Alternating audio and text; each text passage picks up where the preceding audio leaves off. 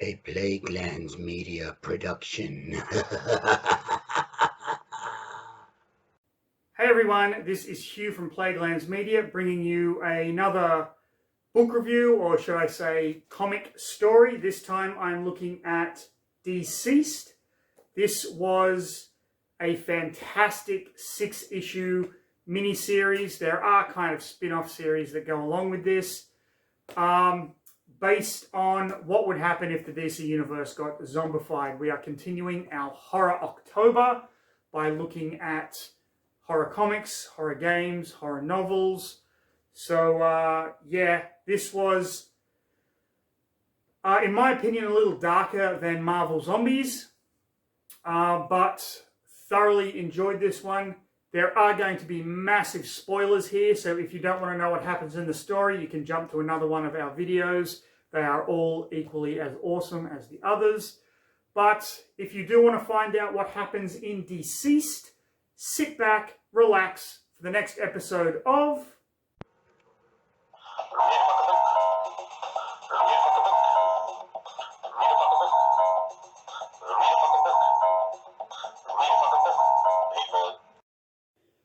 So this is DCeased. With a cover like that, you know this is going to be good. This book collects DCeased issues 1 to 6 and DCeased, A Good Day to Die. Let's get straight into this. One of the best DC comics I have read in a long, long time. Okay. So we start with Darkseid. He has been attacking the Earth as per usual. This battle has been going on for a week now. And these coom sounds are the sounds of Superman breaking his jaw. The heroes have finally subdued Darkseid, and they are basically telling him to leave Earth and never come back again. Wonder Woman has the lasso of truth around his neck. Hawkeye makes a joke about how it's hard for him to talk with a broken jaw, but Darkseid agrees and he ends up leaving the Earth. At this point, they realize that Cyborg is missing, and Batman says he's not anywhere in our solar system. He was last seen tracking a group of parademons, which are Darkseid's kind of hench monsters. They get into a little bit of a talk about how Batman knows this. Batman said he has a tracker placed inside Victor.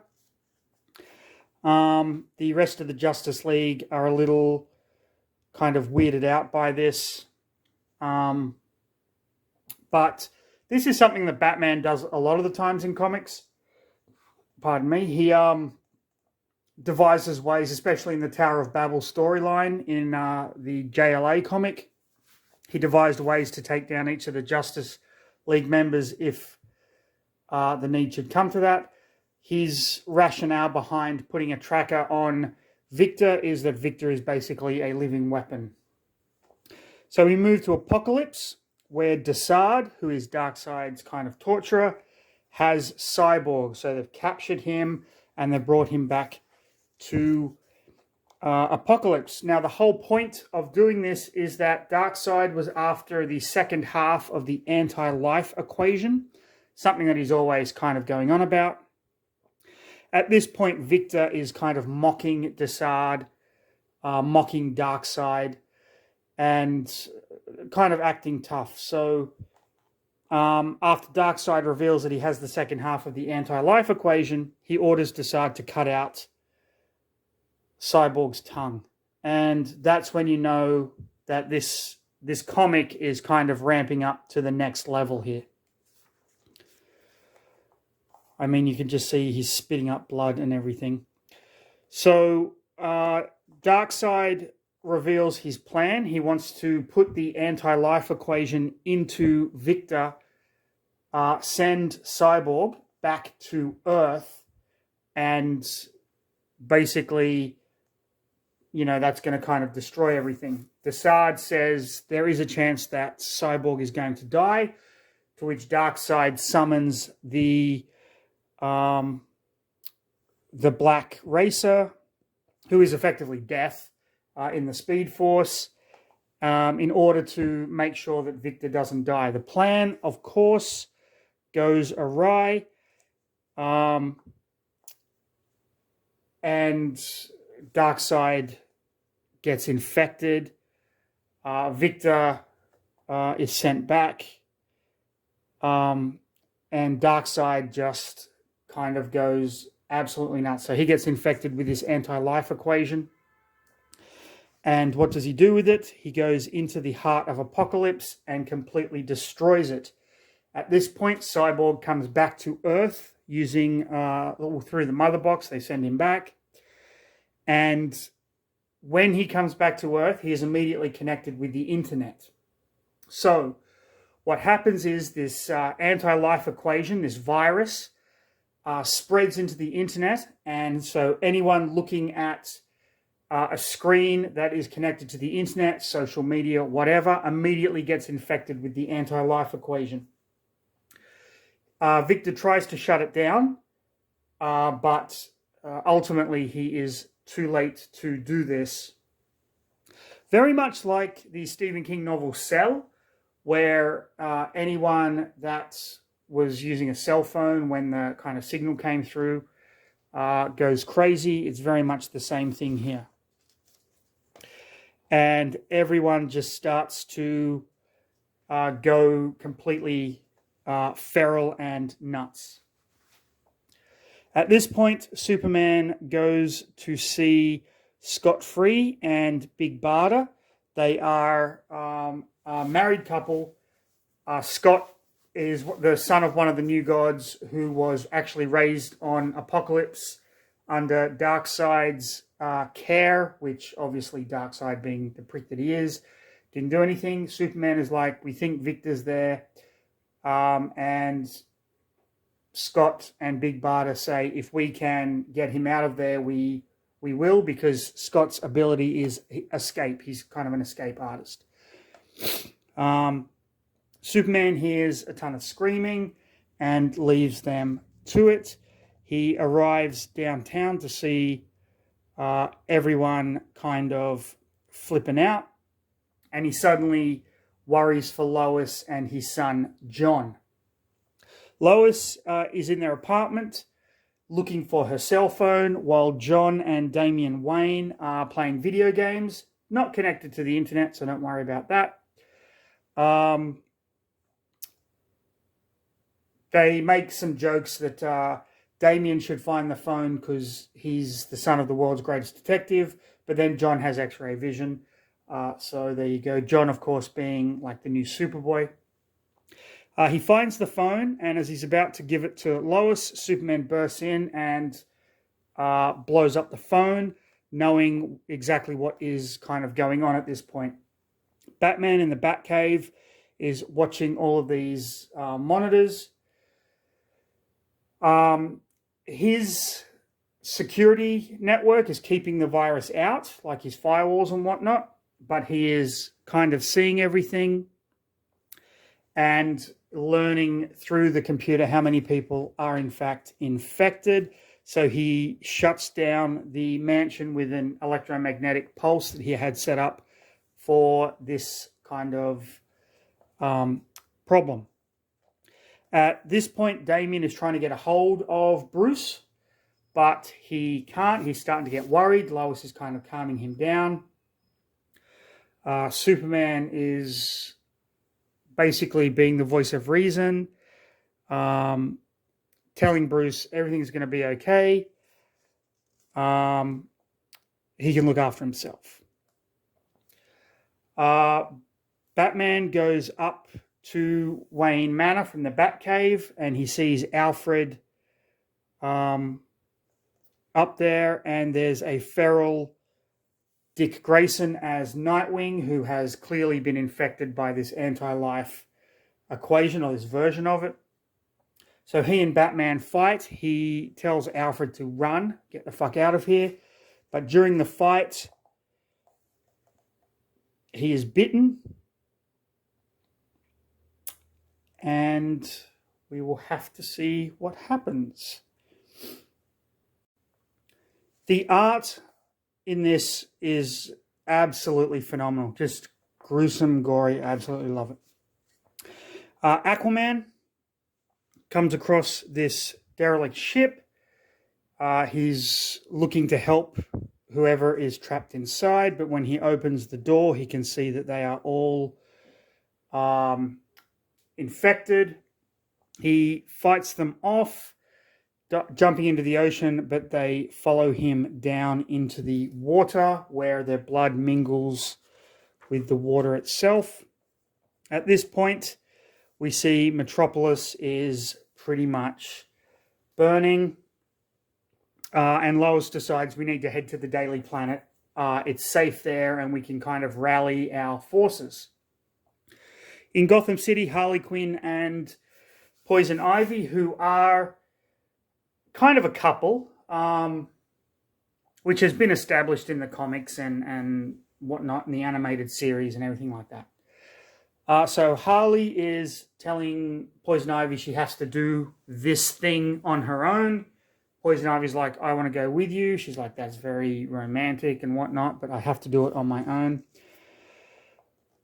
So Poison Ivy gives her some words of encouragement as Harley Quinn enters the Joker's lair. She finds the Joker sitting at a row of screens, and she tells the Joker, it's over between us. This is it. And you can see the Joker has been infected. At this point, we have Black Canary, Green Arrow, and Green Lantern, and they're camping on the outskirts of Metropolis. Green Lantern doesn't like camping at this point, and Green Arrow and Black Canary are saying we've earned this after our week-long fight against Darkseid. Just enjoy it. Just enjoy nature. Hal Jordan makes a few jokes and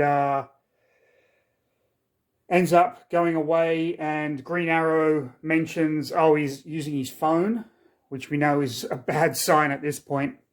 They hear a scream, and when they go to investigate, they see that Hal Jordan has been infected, and now he is basically a zombified version of himself with the powers of the Green Lantern ring. It doesn't turn them into those brain-dead, mindless zombies. It's more like a kind of a flesh-eating madness dealio. So he attacks them. Green Arrow fights back. Black Canary basically screams. And Superman gets them to the Daily Planet with Superboy. Damian Wayne is now in his Robin costume. And Superman checks out the Daily Planet and sees that there are a ton of infected inside. Don't do anything. And then he hears a scream, which is Black Canary's scream. He says, stay here. Don't let anything get through that door. I will be back. Black Canary has, in fact, killed the Green Lantern. For those of you that don't know Green Lantern lore, when a Green Lantern dies, the ring actually chooses another Green Lantern. In this case, the ring chooses Black Canary to be the Green Lantern. She doesn't want to accept the power at first, but Superman says, we're going to need this, so keep the ring. And he brings Black Canary and Green Arrow back to the Daily Planet to kind of consolidate their forces. There is a radio signal coming through from Batman, which Damian Wayne is excited about. Batman basically has said that he's examined his own blood. We're quickly running out of time. He has put on one of Mr. Freeze's cold suits in order to slow down his metabolism so the virus doesn't spread as quickly. World's greatest detective. That's fucking genius. And he's telling Superman, like, there's nothing you can actually do. It's a technological and biological hazard. It can be transferred through blood or through digital imagery. You have to destroy any human carriers, and you're going to have to take down the internet. And Green Arrow makes a joke. I always suspected we'd have to destroy the internet to save the world. So very fucking true. So they're kind of freaking out a little that Batman's been infected. Batman tells Damian that Alfred has something for him and that he's very, very sorry. Very, I don't know, kind of choked me up a little bit. Knowing, like, Batman knowing his own mortality, that character, I don't know. There's something just really raw about that. And then Damian is like, Father, no. And then Alfred sees Master Bruce, and at this point Batman has smashed the cold suit and has become fully infected. He charges at Alfred. Alfred has a shotgun and apologizes, puts him down. I am so thankful that they ended this issue with this and not with an image of it. I think that would have been going a little too far, in my opinion. Okay. Alfred has laid out the dead infected in the Batcave, and he takes the Batplane and heads off to basically join the heroes. At this point, Harley Quinn is being chased by zombies. She, with the Joker, of course. She turns around, the Joker comes at her, and she blasts him in the stomach, effectively killing him, and makes a joke that was very, very cathartic. Which I admire that, like, a zombified Joker, they could have used any number of ways, just based on what we know about the character. But the fact here that it was, you see him in one panel, and then you see him again, like in a couple of pages, and he's dead, I think is a really brilliant idea, that you're not banking on your upper class villains here, that you're really opening the world to what this virus has actually done. I think that's a really fucking brilliant story writing choice by the writers of this comic.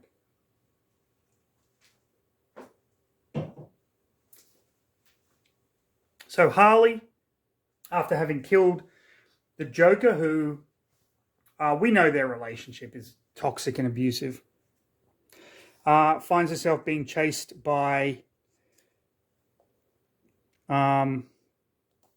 zombified versions of the Birds of Prey. Okay, who are the Birds of Prey? Gail Simone, after Batgirl was crippled by the Joker in Alan Moore's fantastic Batman the Killing Joke, she became Oracle. She was wheelchair bound. She lived in a clock tower, and she had a group of female superheroes, most of them street level, but some with powers. Huntress, Batgirl, Black Canary, things like that. And it was a fantastic comic, which really showcased that female superheroes didn't have to just be relegated to the sidelines, that they could have their own interesting and amazing fucking stories. One of the best comics at the time. Turned into a TV show, which ran for, I believe, 13 episodes, which was friggin' awesome, and they should never have They should never have cancelled it. Dinah Maya was Oracle. She was the small-breasted woman in Starship Troopers. Sorry, Dinah Maya, but it's true. So yeah, so Harley sees the zombified birds of prey, and she's like, I guess we're bird hunting. Damien is morose about the death of his father. John goes to sit with him because they are like best friends, which I thought was really cool that Damian Wayne and John Kent are best friends, because it kind of mirrors the whole Superman-Batman thing that they did back in the past, where you had the comics where they kind of grew up together and blah, blah, blah. I thought that's really cool. So they're worried about whether or not Damien's going to be okay. They're kind of talking about what to do next. Superman says he's got to go home. He's got to go back to Smallville. First thing he's going to do, though, is secure the Daily Planet. This is really difficult for him because he works with these people. He knows these people. But as per Batman's request, the carriers have to be destroyed. So Superman basically goes through and kills everyone, including Perry White, editor-in-chief, who was like a makeshift father to him. And once the Daily Planet is secure, he says he's going to Smallville. John is like, you'll be right back, won't you? He says, I promise. And he asks Green Arrow and Black Canary to keep his family safe. Meanwhile, in Atlantis, Mera is training Tempest, who I believe is her and Aquaman's son, trying to get him to use his powers. She notices that everything up above is getting dark, realizes that it's blood, sees that Aquaman has been bitten. Tempest tries to save his mother, but ends up getting infected. Mera, on the other hand, manages to escape. While Superman is headed towards Smallville, he helps out around Metropolis, trying to stop everything. And he sees Mr. Terrific, or is that Black Lightning? I think that's Mr. Terrific. No, I think that's Black Lightning. Yeah, Black Lightning. And he tells Black Lightning to get his family to safety at the Daily Planet. He gets to Smallville, where he sees his mother, Martha. He asks, where's Dad? Martha says she had to hit him and put him in the cellar. Superman opens the cellar, and we see that Jonathan Kent has been infected. Superman puts him back down into the cellar, can't find it in his heart to destroy him, and seals it off. He tells his mother, we have to go, and he carries her off back to the Daily Planet. Wow. I mean, every ending of each issue, just as someone who grew up loving these characters and who has come to love them even more as an adult, the more I read the early like Superman and Batman and all the early DC stuff, and you get to know these characters more and more. Every ending to each issue is a fucking gut punch. Like, you just don't know where to go with it. And that's the brilliance of the writing as well as the art. The art is fucking amazing in this book. Okay. Here we have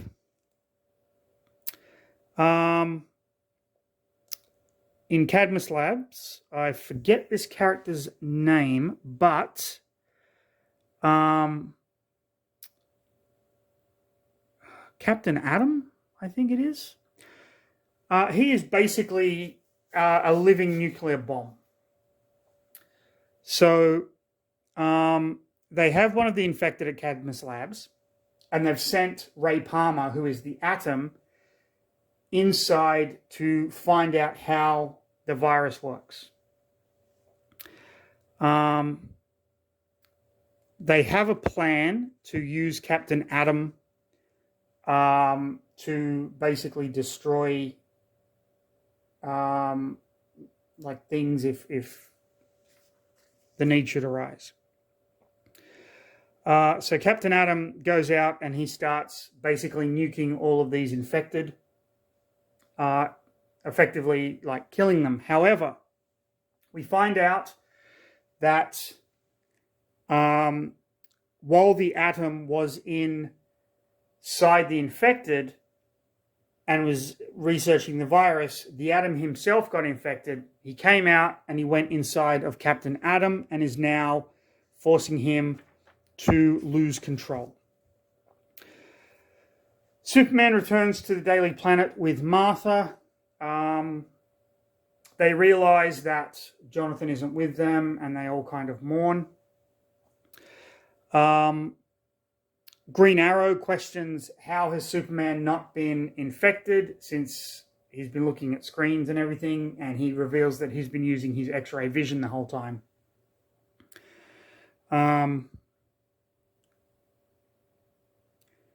So Damian Wayne basically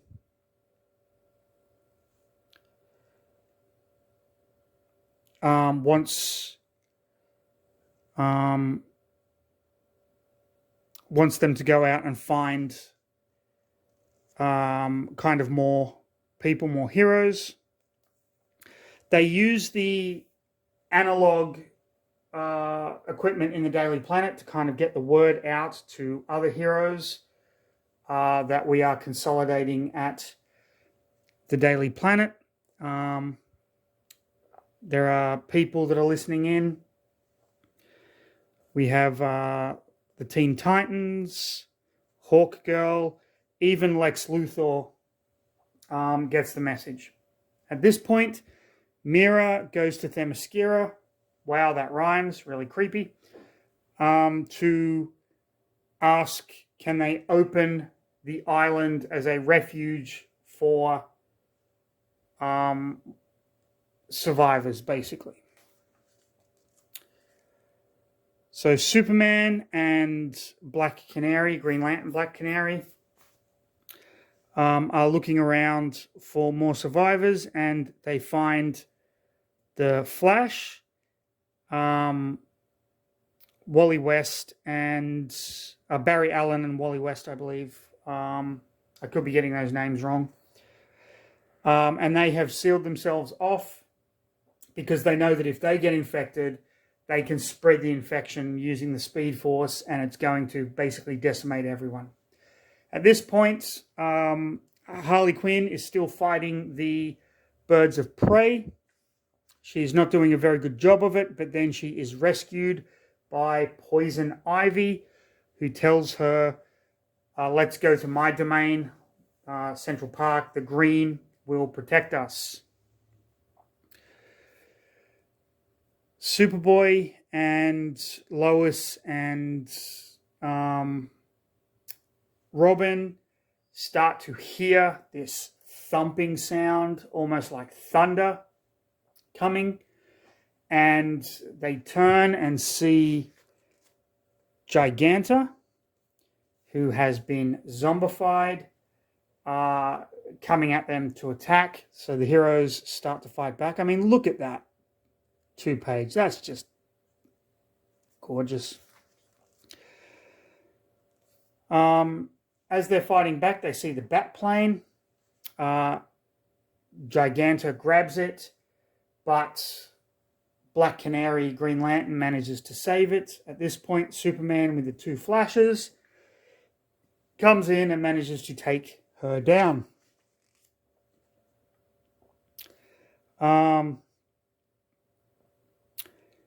Superman doesn't want to kind of kill her.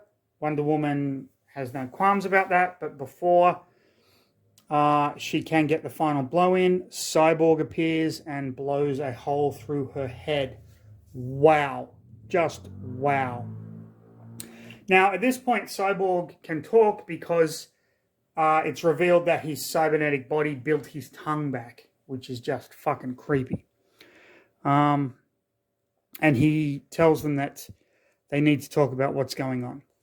At the bat plane on the roof of the Daily Planet, Alfred gets out, and the thing that he has for Damian is a Batman suit. That Damian is now the new Batman. Black Lightning is talking to the two Flashes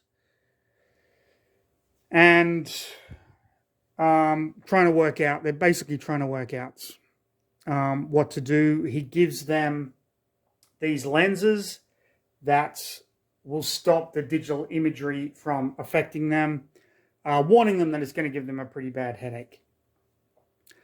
Cyborg tells them that they're not zombies. They're an extension of the anti-life equation.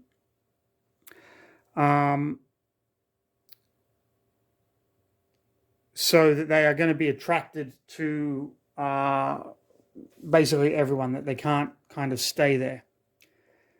At this point, Hawk Girl drops out of the sky and informs them that Captain Atom is about to go nuclear. So Superman and Wonder Woman rush to where Captain Atom is. They try to get him away from the city, away from Metropolis, but ultimately they are too slow and he goes nuclear. He basically envelops Metropolis in a complete nuclear blast. We can see the heroes on the roof of the Daily Planet watching the explosion. And Black Lightning basically says to his family, hold on to me, close your eyes, and don't watch it.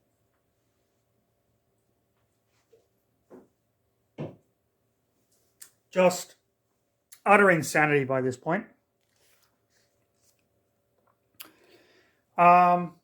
Scott Free and Big Barty use a boom tube to go to Apocalypse. And they find that it's no longer there. Big Barter asks Scott, how do you feel about this? Darkseid was kind of your adopted father. And Scott's like, I feel pretty good. And then they share a little smooch before booming back. Okay, Mr. Terrific has one of the infected. I believe that's Captain Boomerang. And he is trying to kind of study him to work out exactly what is going on.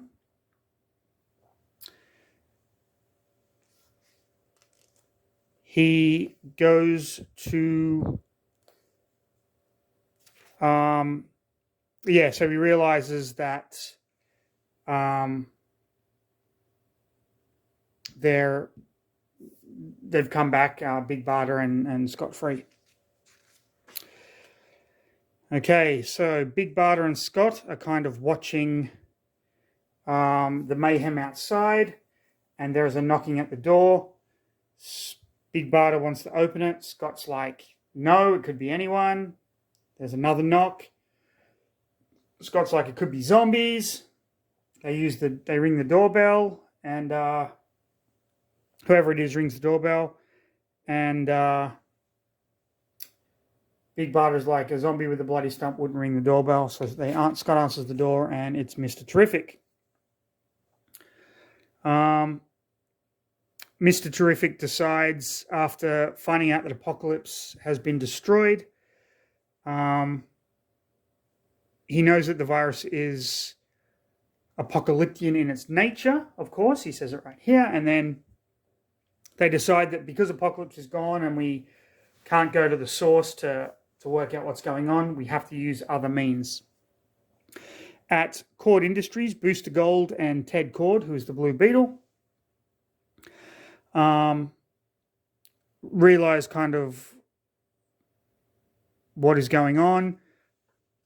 They are protected until the door kind of explodes, but it's only Big Barda.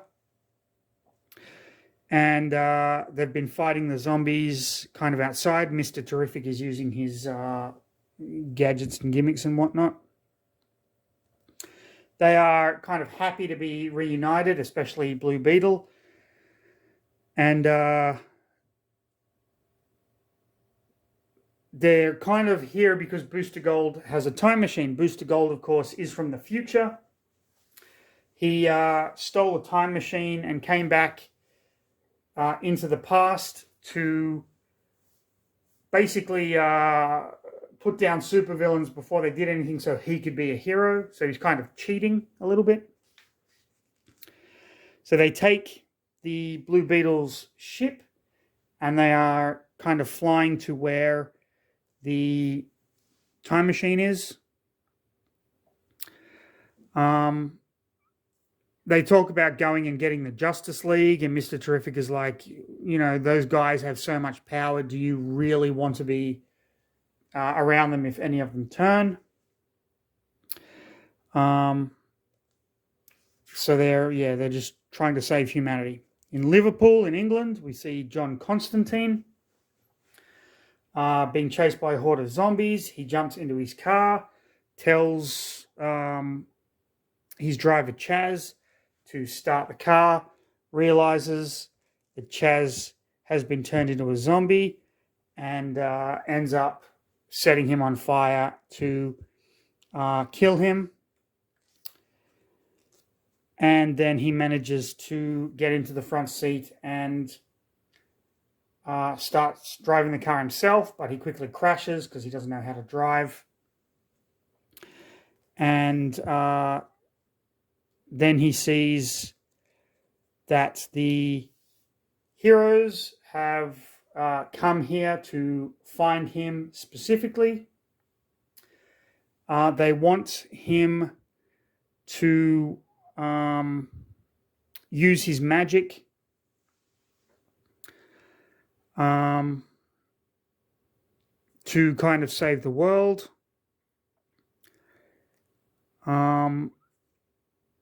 Mr. Terrific tells him that he can't find a fix for this virus, so there needs to be a magical fix, and Constantine is like, not even I can kind of do that.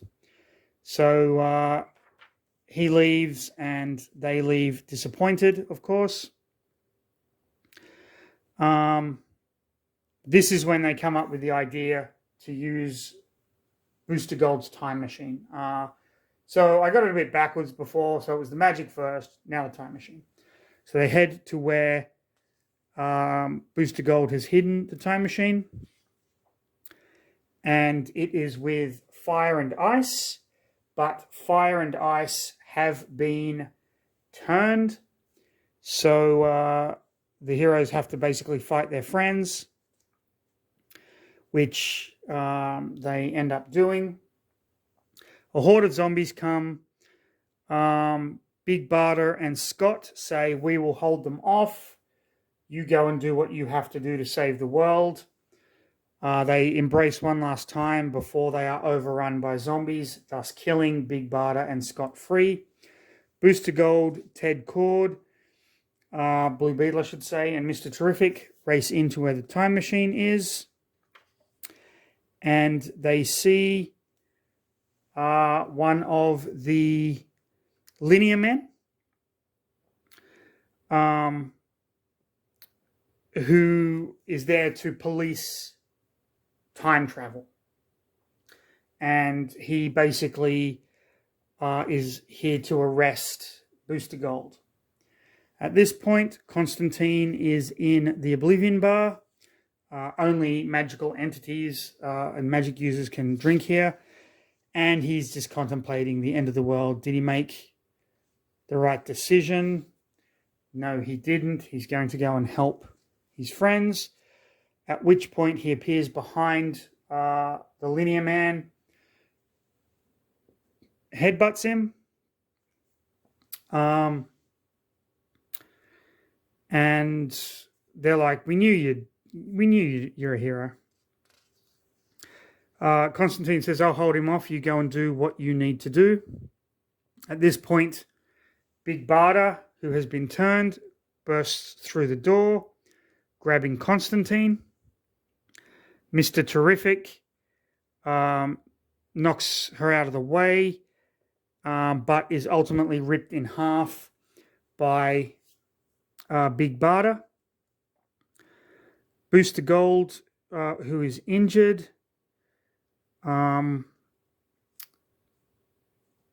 basically cannot get to the time machine. The Linear Man says, "This is as it should be. This is the end." And Booster Gold starts to fade away because the Earth basically is ending with this plague, which means there is no future for Booster Gold to have come from. And so he disappears along with the time machine. Big Barda takes out Blue Beetle. Constantine, pissed off with the Linear Man, lets him know that he'll be hunting him down before a turned Booster Gold basically just slits his throat. Constantine is watching all of this when he gets a visit from Dr. Fate and Zatanna. He punches Dr. Fate in the face, which is stupid because Dr. Fate has a metal mask.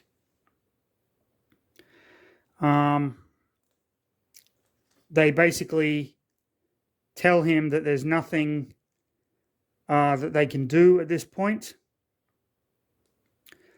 The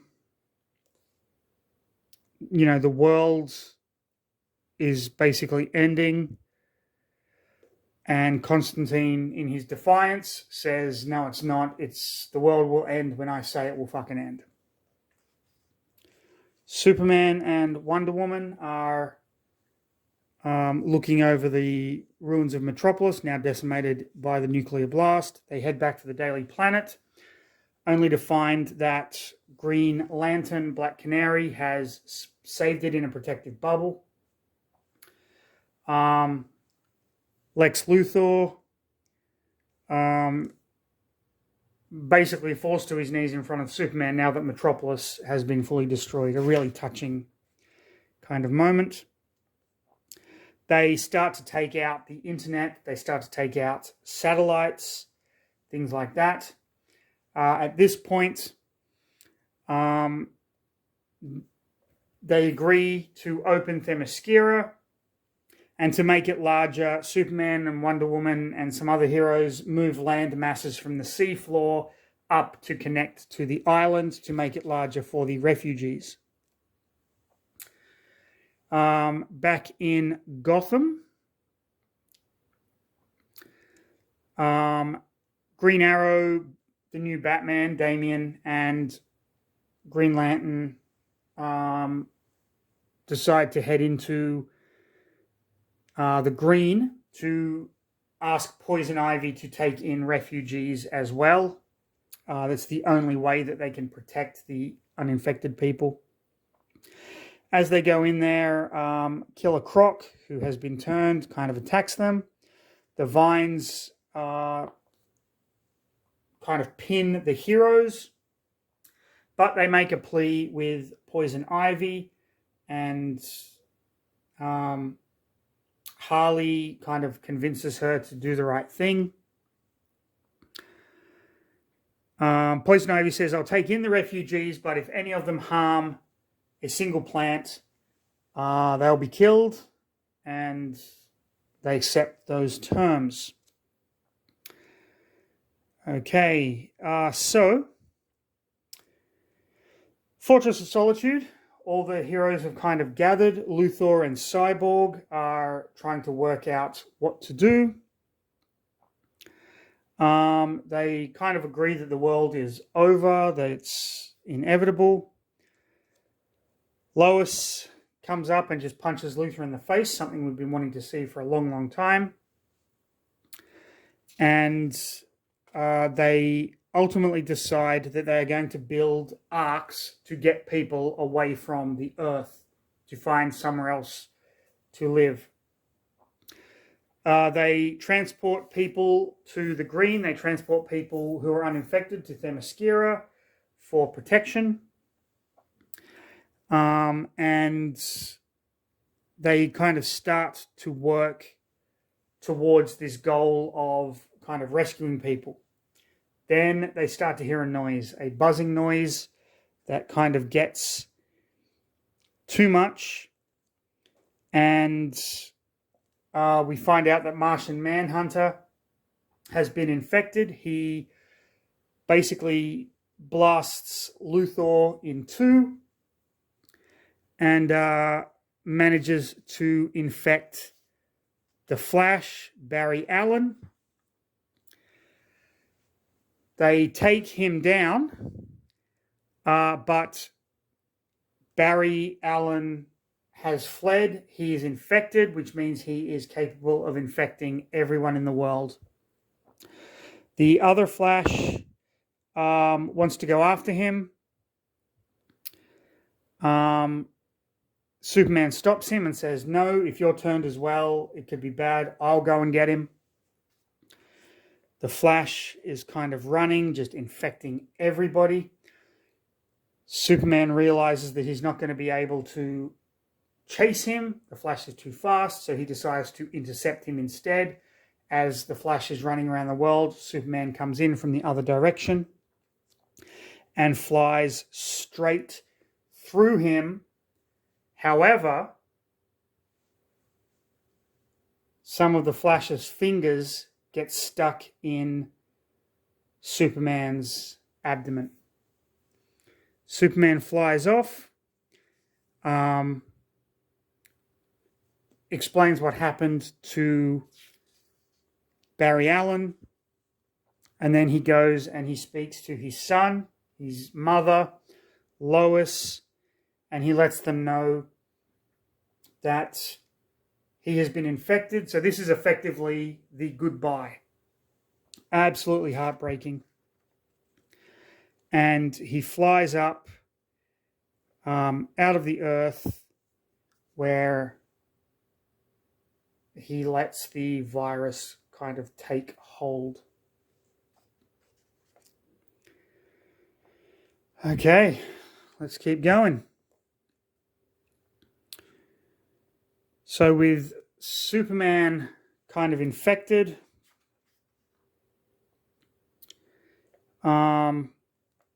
everything has pretty much gone to hell.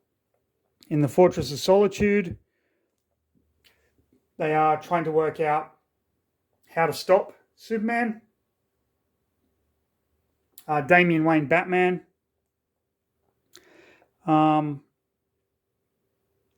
has a device that will allow them to. It's kryptonite. Wonder Woman decides to forge the kryptonite into a kryptonite sword, and she goes off to do battle with the now infected Superman. The arcs have been finished. Everyone is on board them, and Harley decides to stay with Poison Ivy. Poison Ivy doesn't want to leave the Green, and so decides to stay. Now, the reason they are going to stop Superman is because Superman actually has the ability to destroy these arcs and kill everyone on board. So that is why. At this point, Aquaman has kind of raised up the Kraken, and they are attacking Themyscira because they added extra landmass to the island. It means that the protection of the island is no longer kind of working, the magical protection. So the heroes on Themyscira have to fight. They kind of hold off the monsters and the undead. All the while, Superman is raging. Cyborg, Green Lantern, and Wonder Woman go to fight him. Black Canary uses her ring and her scream to kind of put him down. At this point, the Themyscirans are not doing well. Green Arrow and Mira are kind of fighting back as the Ark launches to get everyone to safety. Superman overcomes Black Canary's scream and her power. Cyborg blasts him as a two-way attack. At this point, Diana with the kryptonite sword cuts off Superman's arm and stabs him with it. Brutal. But Superman manages to get a final punch in as in Diana's guts as she falls. Cyborg catches her. She gives the kryptonite sword to Black Canary. Cyborg's like, I'll stay with her. You go and finish this. On the Ark, Batman and John Kent are kind of talking. Jonathan Kent says, I need to go down there and do what I have to do, make sure my mum is okay. And then he reveals he's Superman S, and he leaves the Ark and flies down there to battle his father, who is coming to destroy the Arks themselves. At this point, Black Canary finds that the Green Lantern Corps, led by Guy Gardner, has come to help.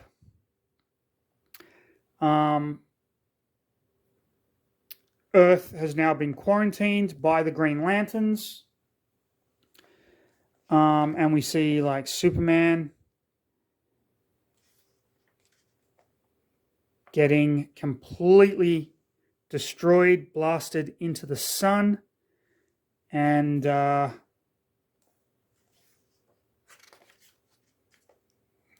is the end of that.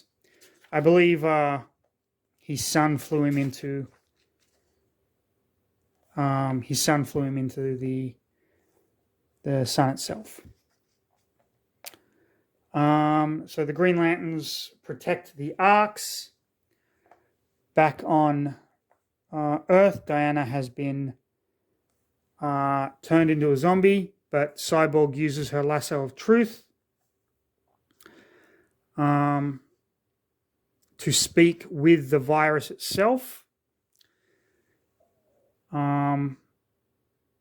He finds out that there is a cure to this virus. The cure was in him the whole time.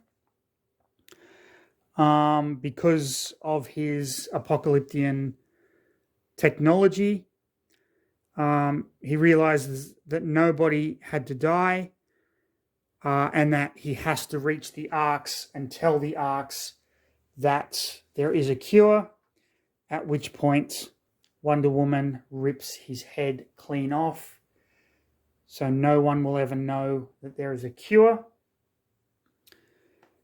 And on the Arks, we see Lois with her son. His arm is in a sling, and they are headed towards their new home, Earth 2. Wow.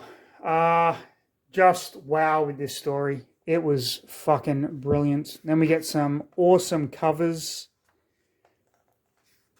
at the end here. And then we get some mock movie covers. So we have It, Nightmare on Elm Street.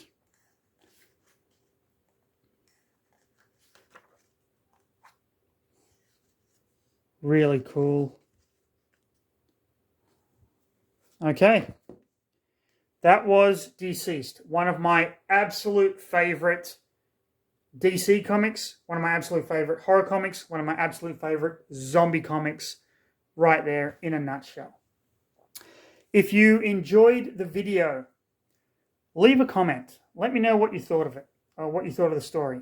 Like, subscribe, follow us on Facebook, follow us on Twitter at Plaguelands01, or 01 I should say, at Plaguelands01.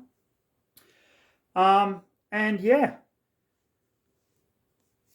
most importantly, of course, stay safe, have a fantastic rest of your day, and for fuck's sake, read a fucking book, people.